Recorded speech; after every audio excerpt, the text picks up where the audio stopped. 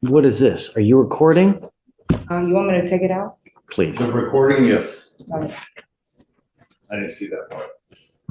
All right. Good morning, Ms. Ibas-Yelling. Hi, good evening. So you're telling me that you have a lawyer. Yeah, Who is your lawyer? Attorney Rehan.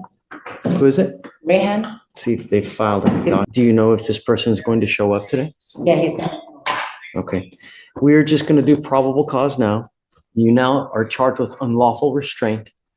You're facing up to a year in jail and or a $4,000 fine. We're going to do probable cause. You have the right to remain silent. Anything you say can or will be used against you. You have the right to have an attorney present during questions and interviews. If you cannot afford a lawyer will be appointed to represent you. We will do this now. And then after that, we will just have you wait right over there for your lawyer to come. Hopefully they will show up. Well, right there. We already have our first major charge, unlawful restraint. In Texas, that means intentionally restricting someone's movement without consent. And yes, that can carry up to a year in jail. But did you catch that detail? The accused allegedly locked someone inside a townhouse to make them self-evict. This is about to get messy. Okay, Thank I you, love Your it. Honor. Good morning. On August 5th, 2024, officers were dispatched to a hostage event at a townhouse in Harris County, Texas. The reporting, who is the project manager of the townhouse complex, called 911. The reporting indicated that the defendant was wearing an all-black religious garment and had a face mask.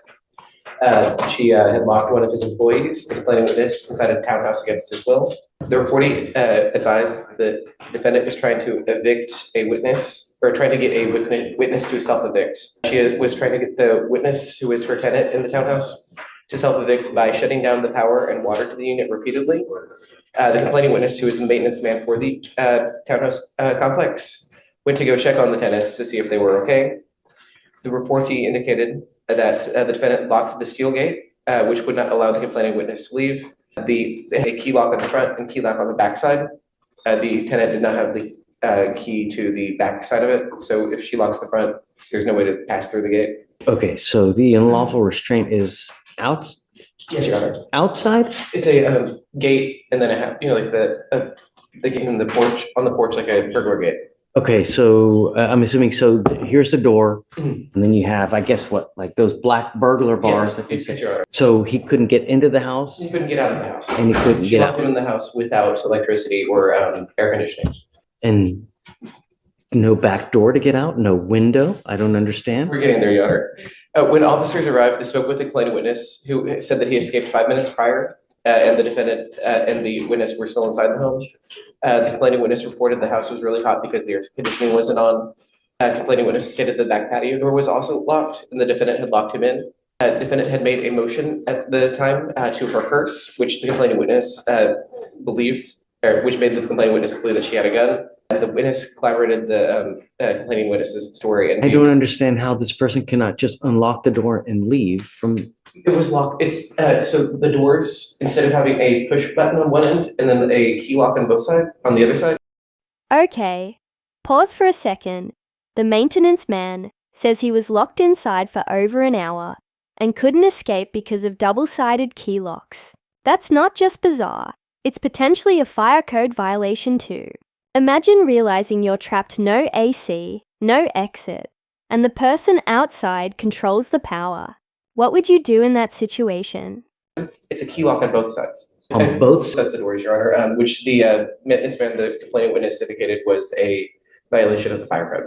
Well, that's neither here nor there, but doesn't this person have a master key? Or I guess this is a residence, He right? doesn't have a master key, Your Honor. He's the maintenance man for like the condo association. So he maintains the condo. Each of the units has its own keys. How long was allegedly stuck in the house and how did he get out? This is unusual. And why? Was there well, I guess, He was attempting to turn the power and water back on in the unit because she has been repeatedly turning off the power from the tenants who live there. He told her repeatedly that he wanted to leave. so presumably she's outside at this time? She's in there with him, Your Honor. She asked him to sit down on a chair. There's a video that shows complainant asking defendant to let him go multiple times, and with her telling the complainant to shut up. I don't have the means by which he had left the apartment, Your Honor. I just know that he got out at some point. He got out 5 minutes before the officers arrived. So he was able to leave 5 minutes before the officers arrived? Yes, Your Honor. Did she let him go? So it says, per the OR at least, the duration of time, I know that was asked, was an hour and 20 minutes. I'm gonna see how he left. I'm trying to read through the OR to supplement your questions, Judge. I don't know if I'm ready to rule yet. Ms. Agbacieli, are you sure that you're going to have a lawyer here today? Because I'd like to hear your side. My lawyer, yeah. Um, Attorney Rehan, yeah. I don't want to rule just yet, but I'd like to hear your side. If Um, there's, I'd like to be silent. I'd like to wait on my lawyer. well, right, I'm right. And I'm not asking you to say anything now. When that person gets here, then you talk with them and then we can Yeah, sure. readdress Yes, sir. PC at Yes, that. Your Honor. So do you mind just taking a seat for me and then just giving us a heads up when your lawyer comes? Come, Ms. Agbacieli, come up, ma'am.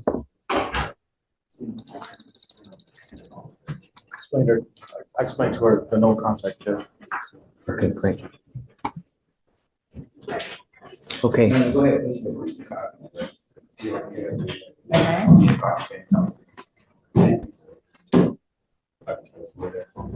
I am going to find that there's probable cause to go forward. If something develops in the future, I've told that you guys can come back and we can argue about probable cause. The only thing I'm going to ask you is please do not have contact with the complaining witness in this case and don't be in possession of any weapons. As long as you can abide by these and you do not pick up any new cases, you will be fine with us. Because you have a lawyer, I will waive your appearance. You don't have to waste your time coming to court, but please stay in contact. If he tells me he can't get a hold of you because you're playing games, I will issue a warrant, okay? Do you have any questions? Okay, so just no contact, no weapons, and that's it, okay? Thank you, Judge. Thank you. Okay, thanks. Just to go back to the body cam issue itself, right? The body cam issue itself, like say if I were to file a motion to restore property or return property, it's been tagged, so I don't know how we're gonna. I mean, I don't think that you would have any opposition to that, would you? I do, at this juncture, I think Pavel What was said that? the body cam, like to retrieve her body cameras from HPD evidence. On a motion to restore, Judge, I just need to talk to the investigator and see if we're retrieving it anyways. If you're what? If we're gonna retrieve that footage to Right. make it available, I think we're already in the process of doing that. That's the only thing that's holding me back. But right now, I'm objecting because of, it's a part of a pending investigation. At this point, I just need to confirm it with the investigator. Do you want to set it a couple weeks just to see if that happens? Yeah, I mean, I really just need a week, but yeah, a couple weeks. Are we, Right? Judge, because like I said. he's- I'm waiving her appearance. Oh, absolutely. So, I mean, she's not gonna have to come here, so 2 weeks will suffice, Judge. whatever you want, I don't care. Yeah, because you guys fight over whatever day, and then, I mean, if you want to, I'll grant your motion to get it back, though. Yes, sir. If they're not gonna get it back first, so. Thank you, Judge. Yeah, thank you, Judge. Have a week. Good morning, ma'am. Hi. Just a little bit down so I can see your eyes. That's okay. How are you? Good. Ma'am, you've not picked up another case. You're charged with terroristic threat. You're facing up to 6 months in jail and or a $2,000 fine. We're going to do probable cause. You have the right to remain silent. Anything you say can and will be used against you. You have the right to have an attorney present. If you cannot afford one will be appointed to you. Judge, if I could just confirm the name. Agbacieli. On April 1st, 2025, a law enforcement officer was dispatched to a residence in Harris County, Texas regarding a disturbance.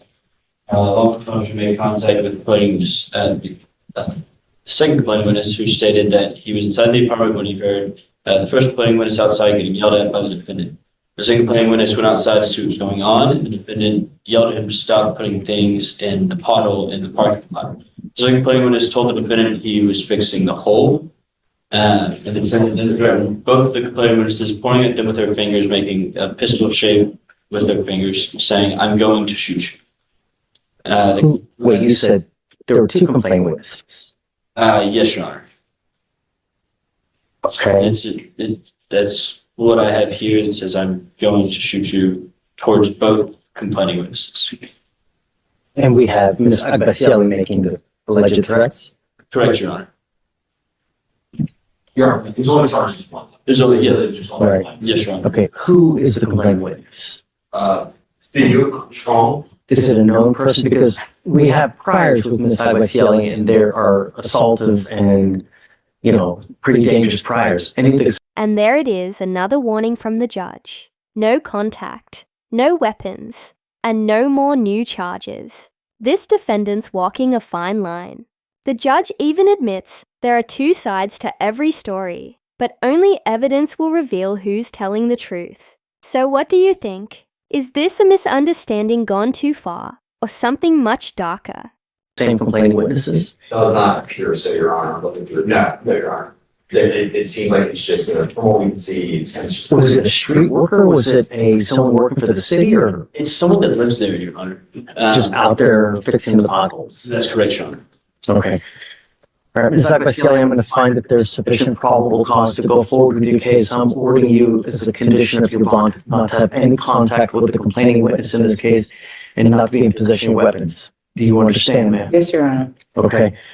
Do you have the ability to hire a lawyer, ma'am? Yes, Your Honor. Okay, we can give you time. So what I'll have you do now is I'll have you sign a receipt, Victoria, while you take a seat, while we draft the bond conditions, I'll have you sign it, and after that, you'll be free to go. Yes, Your Honor. Please, ma'am, don't pick up any new cases. Just don't have contact with these people. I don't want to have to put you in jail, you know? Your Honor, it was the same thing the last time, the Just, last case. just please be careful, you know? Yeah. Really. People make false allegations all the And time. I get it. There's always two sides to the story. That's why you have a lawyer. That's why we'll give you time. But the evidence will point to whose side is correct. Yeah, and I you do know, have them. So please. Thank you. Yes, ma'am.